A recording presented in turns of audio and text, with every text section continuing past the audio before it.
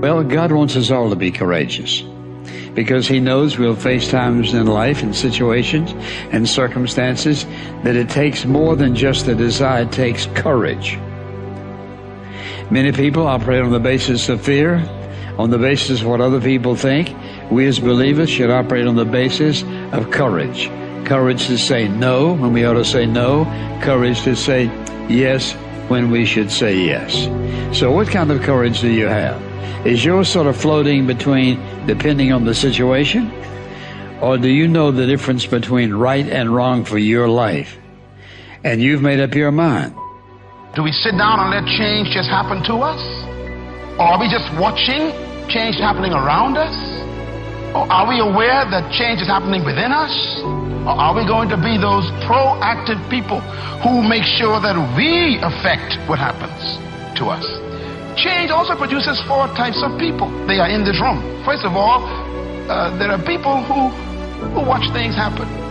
Not all change is improvement. You used to weigh 128, and now you changed. And for some of you, that's not an improvement. You lost your wardrobe. You lost your ability to climb up steps fast.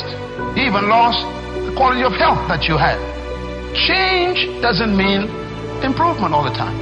But the problem is, without change, there can be no improvement. So you have to decide what to do with change. Change will happen, and if you are not careful, it could be destructive.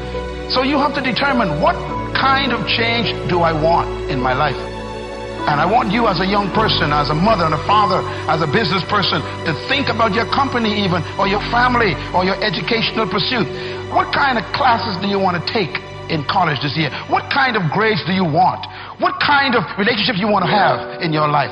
Who do you want to drop and who do you want to pick up in your relationships? What kind of people do you want to associate with? Where do you want to travel that you've never been? What are the books you need to read you never read before? The changes come with choices. So what kind of person are you? Drive. That's this puppy right here. This is what you want. This is your prefrontal cortex. Drive is the mode where you're in charge of your thoughts, okay? It's where you are fully awake, you are present, and you are driving your thoughts and actions. When you're doing that, your prefrontal cortex is active. The prefrontal cortex is the part of the brain that you need in order to learn new behavior, in order to do something difficult, in order to do something uncertain, in order to do strategic thinking. So I'm going to give you an example. So I'm a righty. If I were to try to write with my left hand, Lewis is going to torture me and tie my hand behind my back and make me do this, I could do it. It would look like I was writing with my foot. And if Lewis came up to me and said, "Hey, Mel, you want some bulletproof coffee?" I'd be like, "Lewis, I'm trying to concentrate. I can't do this." My prefrontal cortex would be el fuego, because it is firing on all cylinders to communicate to my hand new behavior. So the thing that's cool about that is that you can use a simple trick. The moment you feel yourself hesitate, the moment you've got one of those moments where you know that you need to, this is that moment that Lewis talks to you about where you got to step outside of your comfort zone and you've got to lean into your passion and you've got to really take some risks and you got to feel the fear and you got to do it anyway. That's the moment where you just woke up and now you got a decision to make.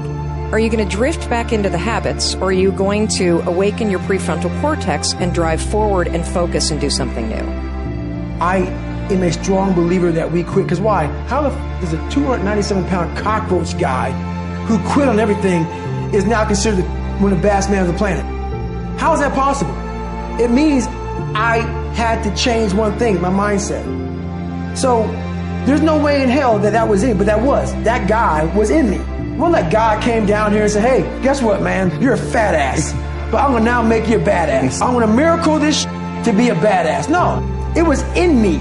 I had to believe and make that belief work. And through hard work, I did that. And if you understand the mind, it does what you tell it. That's its job. And if you tell it better stuff, you have an amazing life. And if you tell it mediocre stuff, you have a mediocre life.